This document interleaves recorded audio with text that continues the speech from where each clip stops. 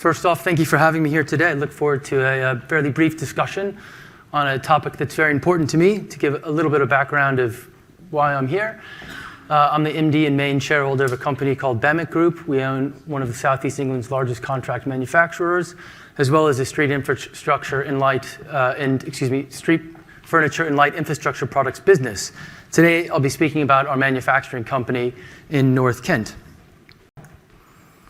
There we go.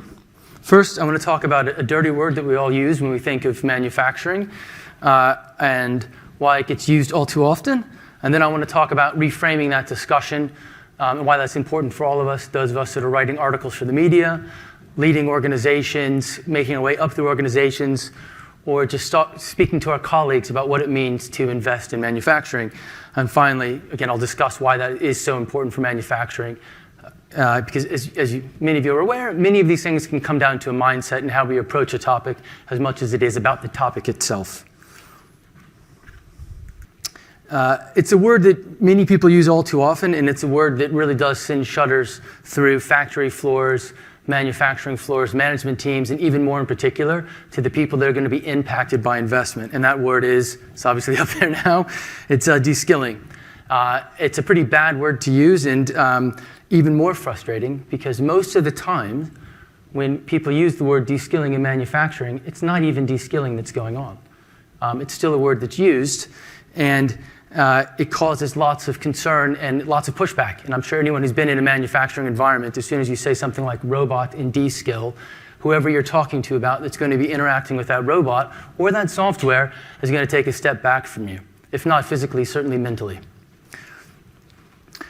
And it really does drive that wedge that I've seen in quite a big way, and I'll talk about it a bit later, but we've made some automation investments in our companies, including in robotics, and I'll talk about how we address that. Now, honestly, I think one of the reasons why we still use the word descaling so much is because it got picked up sometime long ago, and people just started using it, as opposed to thinking about why are we using this word to describe investment and what's really upskilling. And just to give an aside as an example, there we go. Okay, looks like my presentation is working. Thank you very much. Back to the presentation. I was going to give an example. I was speaking to a director of a robotics company just earlier this week about investment in more cobots in our factory, and he kept using the word descaling to me. And I didn't want to call him out for it, but I kept thinking, these cobots are going to sit next to machine operators. The operator has to learn how to program the machine and still do their job. How is that descaling? And if I were to say to my team, or our ops manager, whoever's explaining it to our team, hey, we're going to descale you, it would just drop like a lead balloon, when in fact, to use a robot, you need a lot of training and a lot of skill. So it's, again, very much the wrong word to be used. So there's a technique that, if anyone's kind of into management philosophy or psychology, that's very common. It's called reframing. And simply put, it's using a different word to describe the same situation to change people's perception. Now, the point is, in this case, it's not that what's happening is different. We just need to describe it differently, right? So when we think of descaling, most of what's happening is nothing of the sort. So I'll give people 3 examples that have impacted everyone in here quite substantially in their lives, and how no one would ever have thought of these as descaling. So those of us who are old enough probably remember using MS-DOS. Is anyone old enough? I hate to call people out. Does anyone remember typing in C prompts in MS-DOS? I'm old enough too, exactly. Now, when Windows came out with the graphical interface, no one thought, oh man, this is totally going to descaling how we use computers. Everyone said, this is fantastic. Instead of worrying about programming in DOS, I can go straight to using my programs, and then we use things like spreadsheets and databases, and it was a fantastic opportunity to upskill people, and that's exactly how it was described. Another one, adding electronic sensors and controls to cars. It simplifies diagnostics and maintenance, and it adds a huge amount of features to our cars. Does anyone feel like they've been descaled? Does anyone working in automotive feel like the supply chain is descaled because there's a huge amount more automation within the supply chain in electronics? No, of course not. It's upskilling.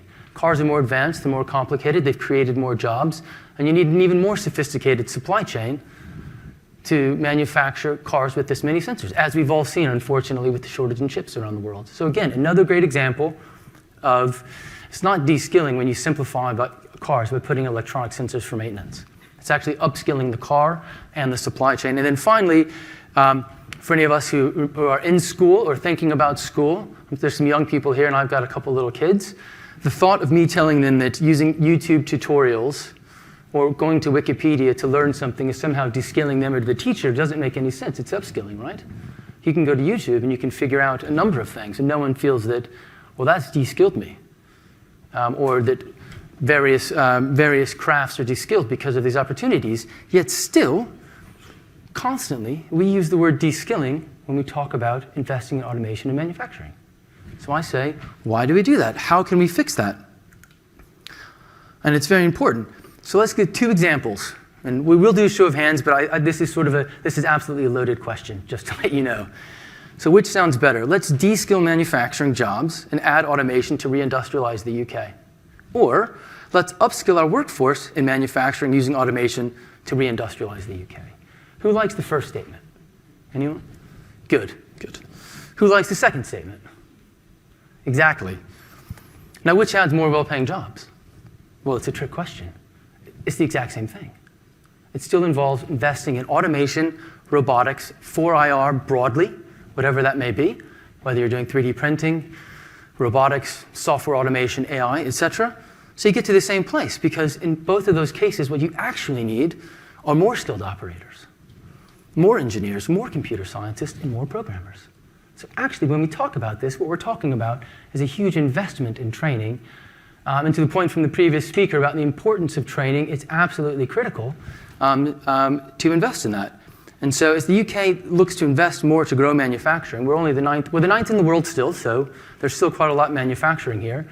I think it's very important if we think about how do we grow our manufacturing base, which is quite an important part of this economy, maybe past France and Italy, if we want to get a little bit competitive with our neighbors in terms of overall output.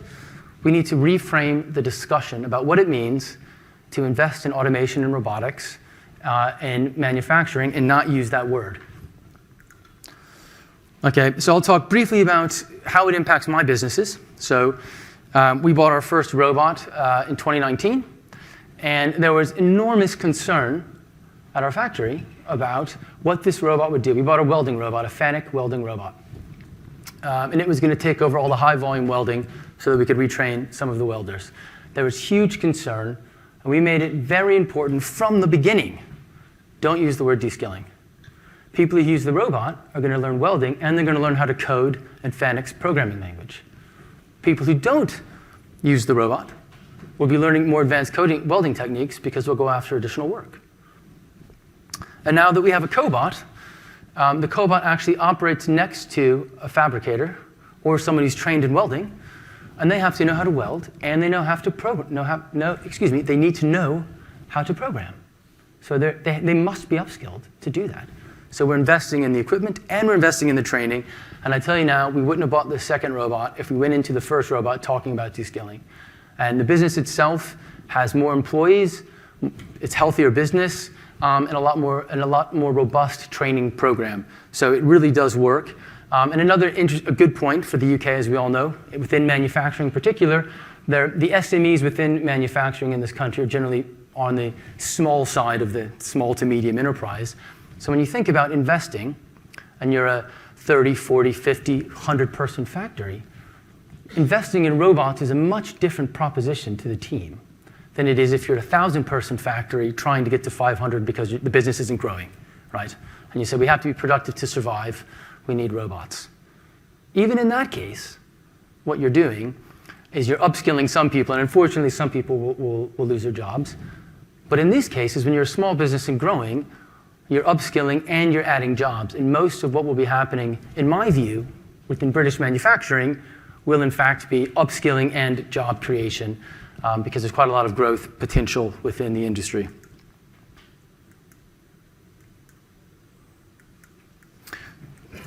Okay, we might have lost my last slide.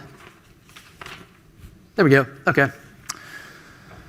So I just asked 2 things. One very practical point for everyone to please do, particularly anyone who has the opportunity to stand up in front of a crowd or write an article or in any way influence the use of this word. Please don't use the word de-skilling. Just start using the word upskilling.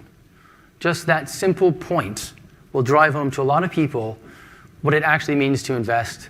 And I'll tell you, it's really hard to get the team to support an investment if they think they're losing their jobs. It's very easy to get the team to support their investment when they see that they're going to be trained and have career potential. So that's very important.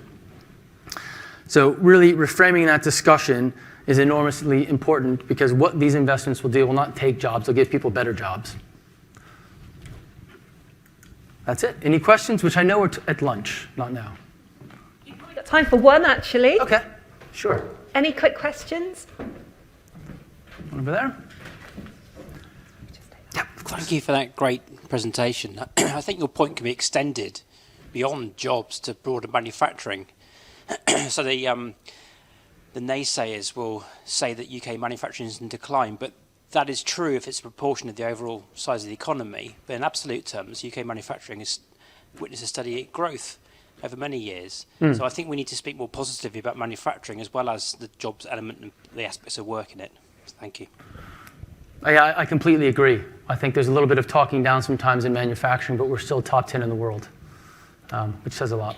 Could I ask you a question? Sure. It links to business cases. So one of our first systematic lit reviews was about business cases, because actually the way that we make an investment case for an industrial digital technology can sometimes be harder to make than for other things.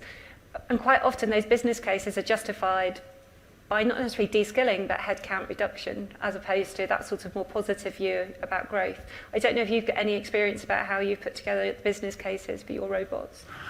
Yes, so for both of our robots, we've looked at it as an opportunity to add more productivity to the business. And I think sometimes people, when they're building business cases, you need to look at the upside. And if you just make it a cost-saving exercise, I think some industries, unfortunately, that may be stuck in that position where it is simply a very competitive industry where it's take cost out constantly. But if there's any growth in the industry, you really need to have a growth component to it. What additional work can we win? How much more capacity are we adding within a certain part of the factory? And then go get the salespeople out focusing on selling it, as opposed to just simply focusing on a cost thing. So for both of our robots, we look at billing rates, hours that we can sell, sold hours, how many hours we think we can sell. And an operator with the robot is way more profitable than an operator by him or herself. So you're going to have a higher profit per hour as long as you can sell those hours. You should have a pretty good case. That's brilliant. I think you give a really excellent example of both how the use of language, but also how the framing, whether it be about manufacturing or be it about skills itself, the way that you frame it can have a huge destiny on creating the future we want. So thank you very much. Thank you.